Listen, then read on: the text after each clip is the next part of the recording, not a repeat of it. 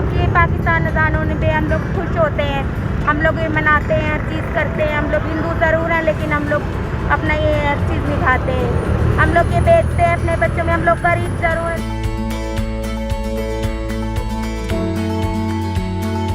हम लोग ये झंडे बेच रहे हैं, अपने मुल्क के लिए बेच रहे हैं। हम लोग ये पाकिस्तान आज़ाद हुआ था इस दिन पे 14 अगस्त पे। हम लोग ये करते हैं, काम करते हैं, अपने हिंदू हैं लेकिन हम लोगों का हम लोग ये समझते हैं कि पाकिस्तान हमारा मुल्क है, पाकिस्तान में हम लोग रहते हैं। ये हम लोगों का दिल है, जान है, हर चीज़ यहीं पे है। आज़ादी का दिन है, हिंदू बरादरी यहाँ से लेके वहाँ पूरे गए, हिंदू बरादरी झंडे बेच के आज़ादी का दिन मनाना चाह रही है और हम लोग खुद भी आज़ादी मनाना चाह रहे हैं।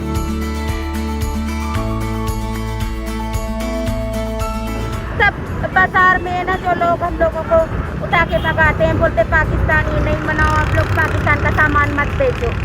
ये लोग यहाँ पे बोलते हैं कि पाकिस्तान का दिन नहीं मनाओ, ये बोलते हैं रेडी लेके उधर जाओ उधर जाओ। हम लोग बहुत परेशान हैं, परेशानी की वजह से अभी सबके एक साथ लगाए हुए हैं ठहिए।